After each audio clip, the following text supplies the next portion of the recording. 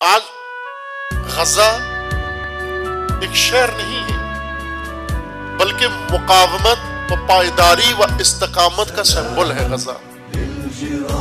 باقی سب شہر ہیں دنیا میں لیکن غزہ شہر نہیں ہے، شہر کی حیثیت سے بہت اوپر چلا گیا ہے. غزہ شہر نہیں ہے، غزہ ایک بستی انسانی نہیں ہے، ایک آبادی نہیں رہا بلکہ غزہ استقامت کا سمبل بن گیا، علامت بن گیا، علم بن گیا. وہ لوگ ہمارے لیے وہ لوگ بہت شاید اہمیت رکھتے ہیں جو غلہ لے کر غزہ جاتے ہیں پوری دنیا سے اکٹھے ہوتے ہیں. کیا کہتے تھے اس کو اصطلاح؟ فلوٹیلا. وہ لے کر جاتے تھے، ہر ملک سے 4 آدمی اس کے اندر شریک، اور جو بھی جاتا ہے وہ اپنے لیے سمجھتا ہے کہ میں نے بڑا کارنامہ انجام دیا. ہمدردی کے طور پر غزہ جانا غزہ کی حیثیت کو نظر انداز کرنا ہے.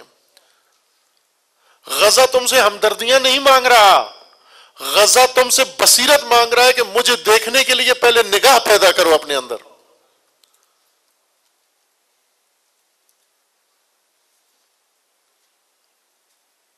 غزہ کچھ اور سمجھا رہا ہے ہمیں. اگر غزہ کی طرف وہ نگاہیں ہوتی، آج مسلمان دنیا کی حالت یہ نہ ہوتی. غزہ نماد ہے، سمبول ہے پوری عالم اسلام میں، دنیا اسلامی کے اندر، پوری دنیا اسلام کے اندر غزہ سمبول بن گیا ہے کہ کشمیر غزہ کو دیکھے، قدس بھی غزہ کو دیکھے، لبنان بھی غزہ کو دیکھے، عراق بھی غزہ کو دیکھے، ہر شہر دنیا کا غزہ کو دیکھے. ہمیں خبر نہیں ہے غزہ کیا، اس کے اندر کیا ہو رہا ہے. غزہ جو 7-8 سالوں سے جس شہر کے اندر کچھ بھی جانے نہیں دیا گیا سوائے آکسیجن کے، الاؤ نہیں ہے، کچھ بھی نہیں جا سکتا، بجلی نہیں جا سکتی، پورا شہر ویرانہ ہے، مسجدیں مسمار ہیں. یہ دنیا کا تنہا شہر ہے جس میں چولہے نہیں جلتے. یہ دنیا کا تنہا شہر ہے جس کے چولہوں میں روٹی نہیں پکتی، جس میں لوگ رہتے ہیں، جس میں بچے رہتے ہیں، جس میں خواتین رہتی ہیں، جن گھروں میں چولہا نہیں جلتا، لیکن 8 سال سے مسلسل زندہ ہیں.